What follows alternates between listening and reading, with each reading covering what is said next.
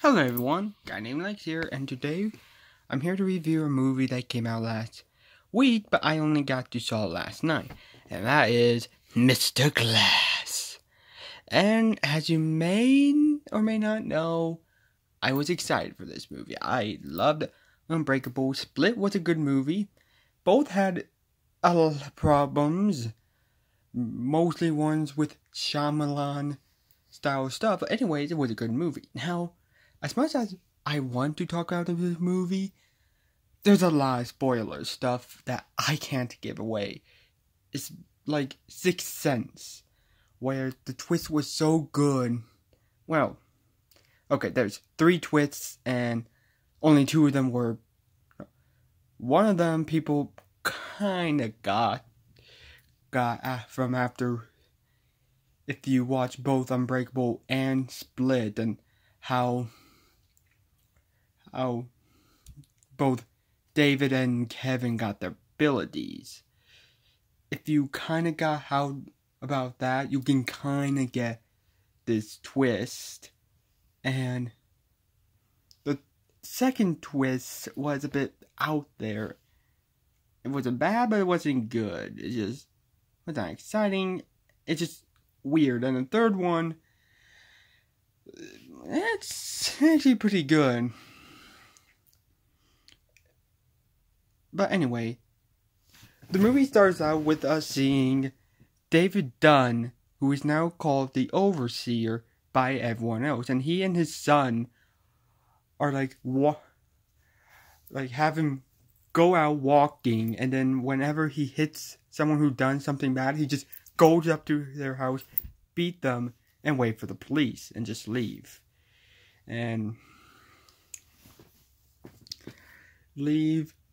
Kevin is going around sacrificing cheerleaders. Mr. Glass, aka Elijah, is at the institution, barely doing anything, just in there for 20 minutes, but still, it was a good 20 minutes, and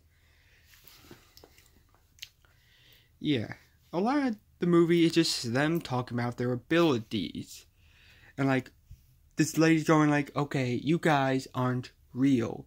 You guys think you have these abilities, but you don't. Trying to judge them. Apparently other people think they have powers based on a comic book. She even goes on and saying how Elijah is insane, not for killing people, but thinking that comic books were some sort of recording of someone else in the past, which is a bit weird. I guess they're trying to think of a way to make him seem like a comic book character, but why about just say it's because he keeps calling himself a mastermind and Mr. Glass. I mean, seriously, that's all they needed.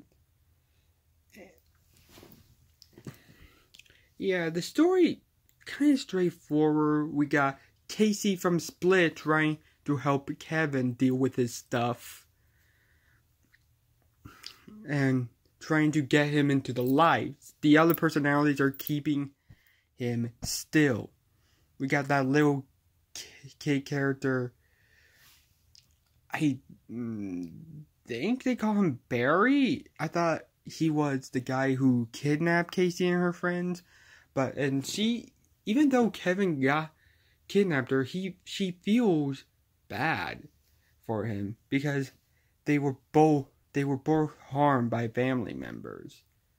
And a bit of me thinks it's some sort of Stockholm syndrome, but it does seem like she does generally care for Kevin. And she's reading comic books and sees a connection. Yeah, for some reason there's stuff that happens but does not really. Like, the only thing that really has any connections to it is James trying to look up more about the Beast. Yeah, so a lot of the story is them in the institution, like I said earlier, but it's like she's keeping Kevin in a room with lights that flashes him every time he gets into a dangerous persona. And as he does that, a lot of his personality is afraid of Dunn because they never met someone who could fight against the Beast without dying instantly. And David is always like, oh, gotta get out of here. If the Beast gets out, we're dead. If the glass gets out, we're dead. But then there's flashbacks. David missing his wife, who died years ago, which does not go nowhere. There's a scene where Elijah's thinking about when his mom took him to his amusement park and took stuffed animals to go on a ride so he doesn't get hurt, but that doesn't go well. So anyway, they have Mr. Glass heavily sedated, but what do you know? He does not. And they gave him all he needs, a partner and a hero to fight. And he decides to make everyone in the world know who they are. So now he's trying to escape with the Beast. He took out the hoses that they put in David's room that would take away his abilities and make him weaker, saying, people are gonna die if you don't escape. These doors are made out of steel. I took out your hoses. You can escape unless you think you don't have abilities. So yeah, so now it's a race to see who can fight each other. And okay, so it's not like Batman vs Superman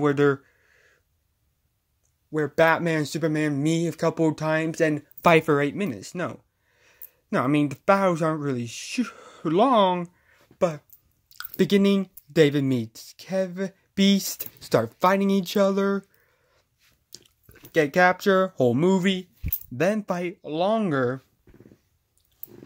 I'm not gonna go too much in detail, but it's a really good battle. And this is where all the twists come together.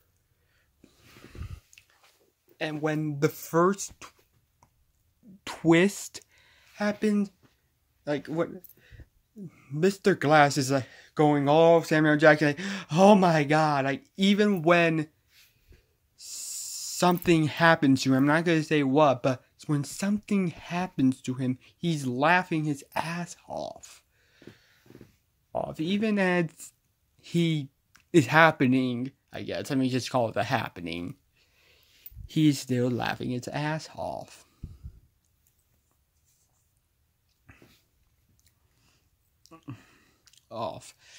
And the ending, however, it was a bit, I guess it was more like trying to make us decide what's happening. Are people becoming superheroes? Like, they're probably gonna make more sequels with more characters realizing that they're superheroes and supervillains.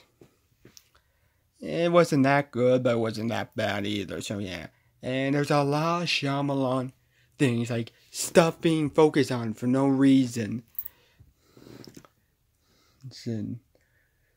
Long-winded speeches, but they were not that long-winded, not really. But there's this one scene that kind of bugs me. Casey's at her new high school talking to her principal, and she's saying, the person who kidnapped you, he's now in prison. You're safe. You're fine.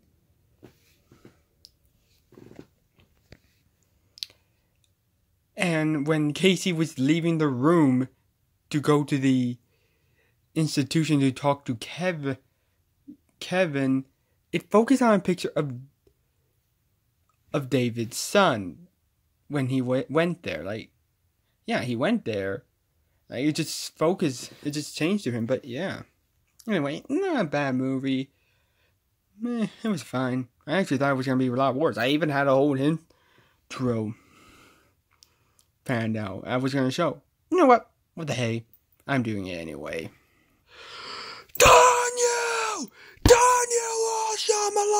You botched it! You botched it! You had a great movie and botched it! Darn you! Darn you! Anyway, I'm a guy named Lex, signing off.